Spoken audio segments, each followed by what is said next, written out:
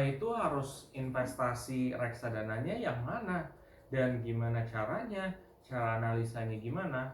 Aku bakal coba bahas untuk pertanyaan ini karena ada juga pertanyaan yang datang di YouTube channel aku dari Bejojo06 kalau nggak salah ya. Nah, di situ Bejojo nanya nih, kira-kira kalau untuk pemula seperti apa gitu ya investasi reksadananya, apakah reksadana pasar uang ya. Jadi kalau aku pribadi akan coba share aja ya dan membantu menjawab ya Bejojo.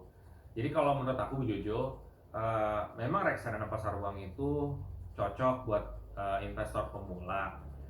Kenapa? Karena sebenarnya reksadana pasar uang itu volatilitasnya itu sangatlah kecil. Bahkan ada beberapa reksadana pasar uang yang volatilitasnya itu eh, nggak ada, ya. Tetapi balik lagi, kamu ketika berinvestasi Bejojo, kamu tuh harus ingat bahwa resiko investasi itu tetap akan ada. Ya salah satunya ya nilainya turun tuh ada. Tetapi kenapa reksadana pasar uang yang cocok? Ya karena pada dasarnya volatilitasnya sangat kecil. Dan kalau volatilitasnya kecil berarti kamu juga nggak akan panik ketika berinvestasi. Dan ketika kamu nggak panik ya kamu kan jadinya merasa kalau kamu kerja gitu ya kamu tinggal fokus sama kerjaan kamu nggak usah ngurusin wah ini kenapa ya, apa harus aku cut loss atau gimana.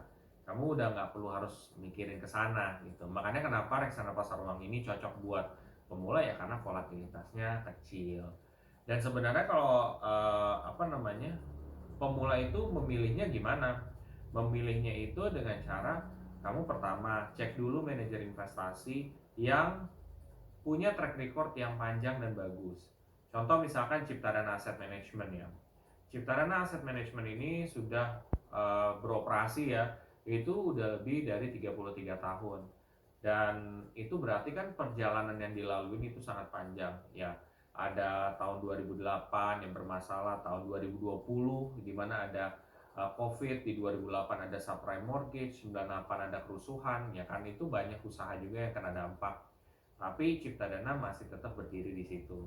Nah, kamu tuh harus cari aset manajemen ya kalau kita ngomong reksadana, aset manajemen yang memang dia punya track record panjang dan memang udah oke nih ya. Itu satu. Kedua, kamu milihnya itu adalah dari segi awards. Awards itu bisa dijadikan sebagai nilai tambah.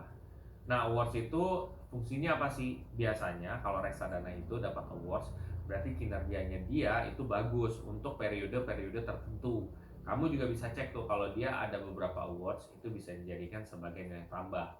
Ya, kalau misalkan di Ciptadana ada juga yang namanya Ciptadana Cash, itu juga 2022 juga dapat awards, 2000 berapa juga dapat tuh.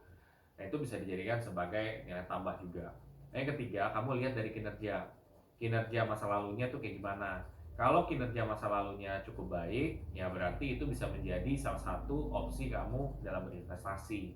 Tentunya kinerja masa lalu tidak akan menentukan kinerja masa depan. Ya, karena banyak juga reksadana yang kelihatannya bagus tahun ini, tapi di tahun depannya jeblok banget gitu ya. Sempat ada yang meroket banget, sempat ada yang jeblok. Makanya kalau aku pribadi mungkin bisa memberikan masukan di mana carilah reksadana itu bukan karena returnnya, tapi yang paling utama adalah dia udah berdiri berapa lama, awardsnya itu gimana, baru yang ketiga return ya.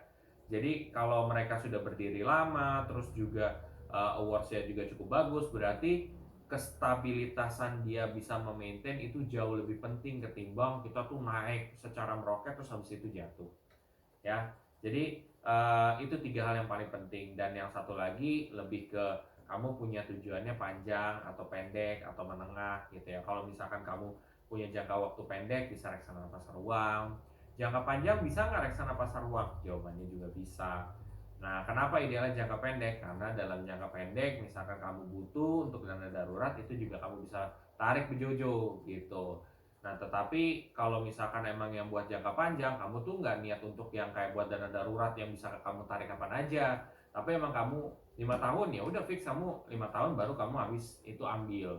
Nah, perkaranya apakah bisa nggak ditarik misalkan idealnya 5 tahun nih reksadana saham, terus ditariknya di 3 tahun, boleh nggak? Boleh, tapi akan lebih punya maksimal potensi itu di idealnya 5 tahunan.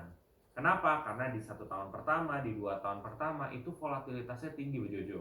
Jadi harapannya kamu tuh bisa memilih sesuai juga dengan profil resiko lah kita nyebutnya, atau tingkat toleransi resiko. Dan balik lagi, biar nggak usah terlalu panjang-panjang, lebih ke reksadana pasar uang, karena reksadana pasar uang volatilitasnya itu tidak ekstrim banget ya, itu hanya ada sedikit doang.